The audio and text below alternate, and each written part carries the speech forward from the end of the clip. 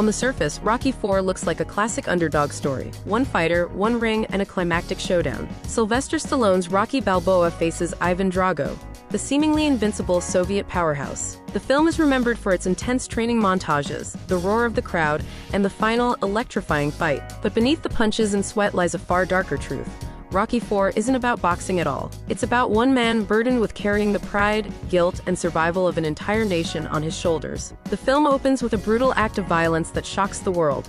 Apollo Creed, Rocky's friend and former champion, is murdered in the ring by Drago. Rocky doesn't just fight for victory, he fights to avenge a fallen comrade. But more importantly, he fights as a symbol. Every jab, every uppercut, every round carries the weight of an ideological battle larger than himself. In Cold War-era America, Rocky becomes more than a fighter. He becomes a vessel for national identity, patriotism, and the collective hope of a country that fears humiliation on the global stage.